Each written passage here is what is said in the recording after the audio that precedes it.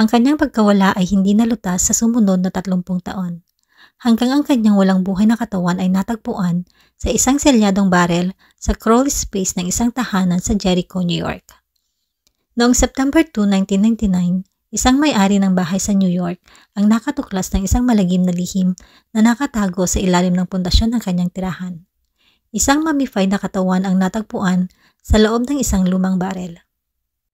Nasa late 20s ang babae nang siya ay bawian ng buhay at nasa pagitan ng 4'9" at 5 feet ang taas. Siya ay may mahaba at itim na buhok.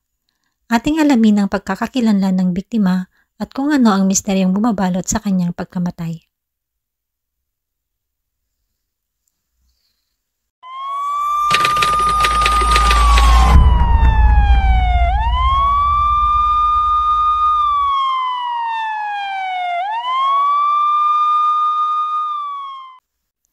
Ibinabalik tayo ng kwento sa isang mundo bago ang internet kung saan ang mga address book ay nakatago at nakasulat kamay sa totoong papel. Nakakatawang makita kung paano ginamit ng mga investigador ang millennial era forensic technology sa mga ebidensya na mula noong 1960s. Ang kwento ay nangyari noong September 2, 1999 sa suburban town ng Jericho, New York. Si Ronald Cohen ay ibinebenta ang kanyang bahay at kakahanap lang niya ng bagong bibili ng property sa halagang $455,000 at gusto ng bagong may-ari na libutin ulit ang bahay bago kunin ang ownership. Sa kanilang paglilibot sa bahay ay gusto niyang makita ang crawl space sa ilalim na itinayo sa likod ng bahay mga 30 taon na ang nakalipas. Sa pinakalikod ng crawl space ay napansin nila ang isang 55-gallon na barrel sa gilid at nasa ilalim ng hagdanan. Tinanong ng buyer si Ronald ang tungkol sa barrel at sinabing naroon na ito mula pa noong binili niya ang bahay mahigit 10 taon na ang nakakaraan. Sinabi pa niya na wala siyang idea kung ano ang mga laman nito at kung paano ito napunta doon. Dahil hindi ginagamit ang crawl space at masyadong mabigat para sa kanya na buhatin mag-isa ang barrel, ay iniwan na lamang niya ito doon sa loob ng maraming taon. Bukod pa rito, hindi niya ito gustong buksan dahil may mga warning sign ito na maaaring may mga mapanganib na chemical sa loob. Sinabi ng buyer na gusto niyang maalis ang barrel bago niya bilhin ang bahay. Kaya humingi ng tulong sina Ronald at ang kanyang real estate agent na ilabas ang barrel mula sa ilalim ng bahay at dinala nila ito sa gilid ng kalsada para hakutin ng mga basurero. Nang dumating ang mga basurero kinabukasan, ay ipinaalam nila kay Ronald na ang 355 pounds na barrel ay napakabigat para makuha nila ito. Nagpasya sina Ronald at ang kanyang real estate agent na buksan ang barrel at tanggalin ang anumang nasa loob nito upang maitapon ito ng maayos at para matiyak na walang mapanganib o nakakalason na bagay na nandoon. Wala silang idea sa kung ano ang nilalaman nito at habang sinusubukan nilang buksan ang barrel, ang dalawang lalaki ay agad na nakaamoy ng masangsang na amoy. Nang matanggal nila ang takip, nakita nila ang isang kamay ng tao at isang sapatos ng babae. Agad na tumawag ng pulis si Ronald. Dinala ng mga pulis ang barrel sa forensic lab kung saan ay inalis nila ang laman nito at nangolekta ng mga ebidensya. Sa loob ng barrel, natagpuan nila ang isang mummified na katawan ng isang babae at ang katawan ay binaluktot upang magkasya sa loob. Dahil ang barrel ay naselyuhan ng maayos, ang katawan ng biktima ay na-preserve ng mabuti. Ngunit nang mahanginan ito, ay mabilis itong naagnas at agad na dinala para sa autopsy. Nakaintak pa ang damit ng babae at parang nasa 60s ang style nito. Sa autopsy, natukoy nila na ang katawan ng isang babae na may lahing Hispanic na ang edad ay nasa pagitan ng 20 hanggang 30 taong gulang. Siya ay maliit at halos 4 foot at 9 inches lamang ang taas na may mahabang itim na buhok at may ilang hindi pangkaraniwang gold bridge work na nakakabit sa kanyang mga ngipin. Ang bridge work ay hindi isang bagay na karaniwang ginagawa sa Estados Unidos noong panahong iyon. Ito ay malamang na ginawa sa South America. Natukoy na ang sanhi ng kanyang pagkamatay ay blunt force trauma sa ulo. May gumamit ng isang uri ng matigas na bagay upang hampasin ang kanyang ulo ng 7 hanggang 10 beses na dinurog ang kanyang bungo. Ngunit hindi lamang iyon. Nang magsagawa sila ng x-ray sa katawan, nalaman nila na buntis ang biktima.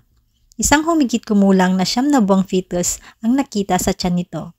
nagpapahiwatig na ang babae ay malapit ng manganak sa panahon na sinapit niya ang trahedya. Kinolekta ng mga pulis ang DNA mula sa fetus upang magamit nila na mahanap o makilala ang posibleng ama nito. Sa katawan ng babae ay may nakita rin silang 3 singsing at isang pendant na may naka-engrave na Patrice with Love, Uncle Phil. Sa ilalim ng barrel, may nakita silang mga plastic pellets, plastic na bulaklak, isang purse na may laman na ilang mga cosmetic, mga papel at isang sirang address book. Ang mga pahina ng address book ay nasira ng husto at nadikit sa berdenggu. Hindi umasa ang mga detective na makakakuha sila ng anumang mga clue mula dito, ngunit nagbaka sakali pa rin sila kaya inilagay nila ang address book sa loob ng forensic drying cabinet sa loob ng ilang araw upang patuyuin ito.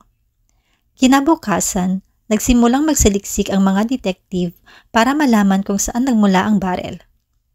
Ipinaliwanag ng may-ari ng bahay na si Ronald na naroon na ito noong binili niya ang bahay ilang taon na ang nakakaraan. Inalam ng mga detective kung sino-sino ang mga naunang may-ari ng bahay upang malaman kung sino ang nagtayo ng extension sa bahay. Sa kanilang pagsisiyasat, napag-alaman nila na may 4 na naunang nagmay-ari ng bahay. Kalaunan ay natagpuan nila ang house owner na nagtayo ng extension. Siya ay ang 71 taong gulang na si Howard Elkins na nakatira sa Boca Raton, Florida. Ibinenta niya ang bahay noong 1972 at nagretiro siya nang isara niya ang kanyang plastic business na pag-aari niya sa Manhattan. Sa paglipas ng mga araw, nagsimulang lumabas ang mga clue. Sa maingat na pagsusuri sa barrel, na-verify nila na mayroon itong ilang serial number pati na rin ang pangalan ng chemical company na gumawa nito. Salamat sa kumpanyang ito, nalaman na ang barrel ay mula noong 1965 at ginawa nila ito para sa Melrose Plastics, isang kumpanya na gumagawa ng mga plastik na bulaklak. Ito ang parehong kumpanya na isinara ni Howard Elkins noong 1972.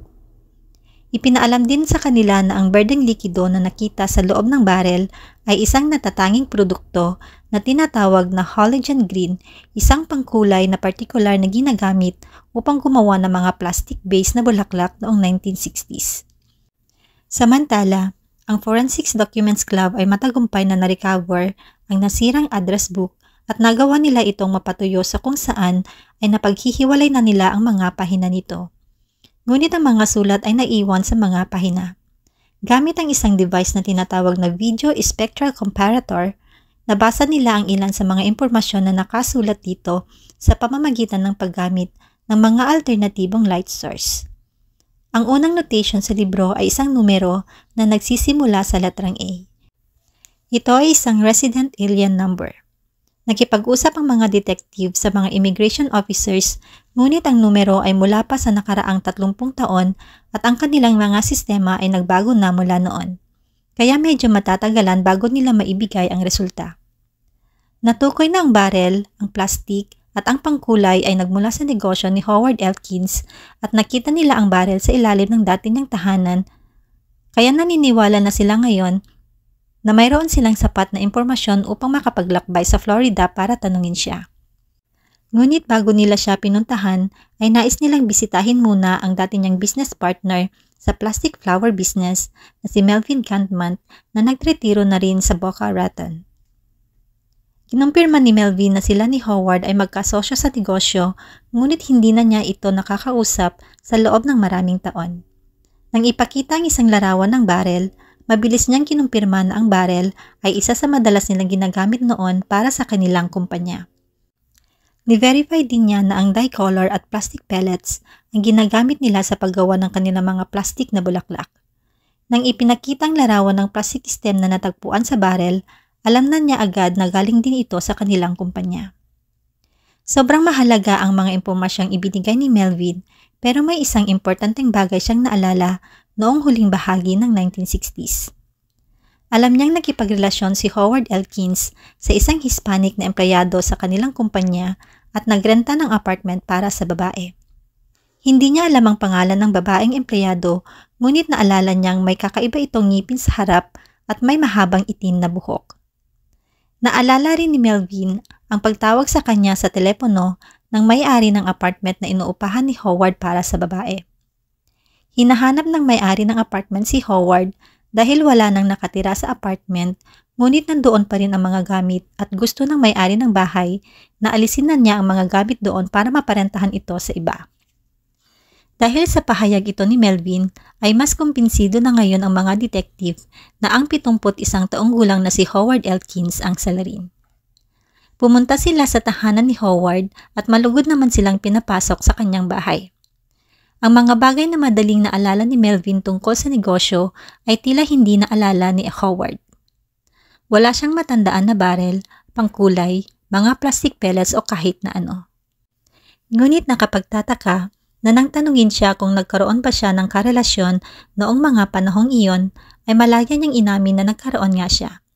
Ngunit ito ay isang napakaikling relasyon lamang dahil ayon sa kanya ay bigla na lamang siyang iniwan ng walang pasabi. Nang tanungin kung alam ba niyang buntis ang nakarelasyon o kung alam man lang ba niya ang pangalan nito, ay tila wala siyang maalala tungkol sa kanya. Sinabi sa kanya ng mga detective na ang babae ay nagdadalang tao at siya ay natagpo ang walang buhay sa loob ng isang barel na nakatago sa ilalim ng kanyang dating bahay. Pagkarinig nito ay tila hindi siya nabigla. Nang humingi sila sa kanya ng kanyang DNA sample ay tumanggi siya. Pagkatapos ng isang tawag sa telepono mula sa kanyang asawa ay sinabi ni Howard sa mga detective na kailangan na nilang umalis. Ang mga New York detective ay walang jurisdiction sa Florida upang makakuha ng warrant o gumawa ng pag-aresto. Bago sila umalis, ipinaalam nila kay Howard na babalik sila na may dalang warrant at ipapakulong siya sa natitirang bahagi ng kanyang buhay. Kinaumagahan, nakatanggap ang dalawang detective ng tawag mula sa local Palm Beach Police Department. Si Howard Elkins ay nawawala at ang kanyang asawa ay nag-file ng isang missing person report. Ang mga kaibigan, pamilya at mga pulis ay nagtulong-tulong na hanapin si Howard. Sa gabing iyon ay natagpuan nila si Howard sa garahe. Siya ay nasa likod ng backseat ng kanilang Ford Explorer SUV. Sa umaga pa lang iyon ay nagpunta siya sa Walmart at bumili siya ng 12-gauge na Mossberg shotgun. Umupo siya sa backseat ng SUV, inilagay ang shotgun sa pagitan ng kanyang mga binti, itinutok ito sa kanyang bibig at pinaputukan ang kanyang sarili. Mula sa crime scene ay kinolekta ng mga detective ang kanyang DNA at dinala pabalik sa New York kung saan ay nakumpirma na siya ang ama ng fetus na dinadala ng biktima. Sa sandaling bumalik ang mga detective sa New York, 8 araw pagkatapos matagpuan ang barel, ay nakatanggap sila ng balita mula sa immigration na may pagkakakilanlan na ang biktima. Ang kanyang pangalan ay Reyna Angelica Morocid. Siya ay lumipat sa US noong 1966 mula sa El Salvador. Si Reyna ay 27 taong gulang at dumating siya sa Miami noong 1966 at lumipat sa New York ng sumunod na taon. Ang pangkat ng forensic document ay nakakuha pa ng karagdagang impormasyon mula sa address book. Na-recover nila ang ilang pangalan, address at telephone number. Ang mga telephone number ay higit sa 30 taong gulang na, ngunit sinubukan pa rin nilang tawagan ang mga ito. Nakapagtataka na active pa rin ang isang numero na nakasulat doon. Ang babaeng sumagot sa tawag ay si Kathy Andrade. Siya ay malapit na kaibigan ni Reyna at nakatira pa rin sa parehong address makalipas ang 3 dekada. Kinilala ni Kathy si Reyna mula sa isang 30 taong gulang na immigration picture niya. Sinabi niya na si Reyna ay nandayuhan mula sa El Salvador at nagtatrabaho sa paggawaan ng plastik na bulaklak sa Melrose Plastics noong 1960s. Ayon pa kay Kathy, noong November 1968, nasabi ni Reyna sa kanya na nakikipag-date siya sa kanyang amo sa flower factory at dinadala niya sa kanyang sinapupunan ang bunga ng kanilang pagmamahalan. Hindi alam ni Kathy ang pangalan ng lalaki at ang tanging alam lamang niya ay amo ito ni Reyna sa flower factory. Ayon pa kay Kathy, isang araw ay sinabi sa kanya ng kaibigan na nakagawa siya ng isang malaking pagkakamali. Sinabi niya na nagalit siya sa karelasyon at tinawagan niya ang asawa nito. Sinabi ni Reyna sa asawa ng kanyang amo na sila ay may relasyon at nangakong pakakasalan siya at siya ay buntis sa kanilang anak. Sinabi rin ni Reyna kay Kathy na natatakot siya na baka papatayin siya nito. Lumalabas na tama nga ang kanyang hinala. Iyon na ang huling sandali na may narinig si Kathy mula sa kaibigan. Naalala rin ni Kathy ang isang gabi na bumisita siya sa apartment ni Reyna ngunit wala siya doon. Sa panahong iyon ay nagpunta siya sa pulisya upang iulat ang kanyang pagkawala. Ngunit sinabihan siya na kung hindi siya kapamilya ay hindi siya maaaring mag-file ng missing person report. Matapos na ay araw-araw niyang sinusubukang tawagan si Reyna sa loob ng maraming linggo, ngunit nabigo siyang makontak ito at kalaunan ay sumuko na lamang siya. Isang journalist na si Oscar Corral ang nakahanap sa 75 taong gulang na ina ni Reyna. Lumipad siya sa El Salvador para bisitahin ito. Sinabi ng ina ni Reyna na regular silang nagkakausap sa telepono ng kanyang anak pero bigla na lamang naputol ang kanilang kontak at hindi niya alam ang dahilan. Sinabi pa niya na madalas daw niyang napapanaginipan ang anak na nakakulong sa loob ng isang barel. Samantala, ang mga detective ay sigurado sa dahilan kung bakit kinitil ni Howard Elkins ang kanyang buhay. Gumawa pa sila ng reconstruction ng mga pangyayari kung saan naniniwala silang dumating si Howard sa apartment ni Reyna noong araw na iyon ng 1969. Kinuha siya at malamang ay dinala siya sa pabrika kung saan ay doon tinapos ni Howard ang buhay ni Reyna. Pagkatapos ay isinilin ni Howard ang walang buhay na katawan ni Reyna sa barel at dinala ito sa kanyang bahay sa Nassau County. Maaaring plano niyang itapon ang barel sa karagatan gamit ang kanyang bangka, ngunit pagkatapos lagyan ang barel ng mga plastic pellets na inilagay niya upang matiyak na lulubog ito, ay napagtanto niyang hindi na niya ito kayang buhatin pa ng mag-isa kaya iniwan na lamang niya ito sa crawl space ng kanyang bahay. Para sa mga detective, walang duda na si Howard Elkins ang kumitil sa buhay ni Reyna. Ang katawan ni Reyna ay dinala pabalik sa El Salvador upang doon ilibing.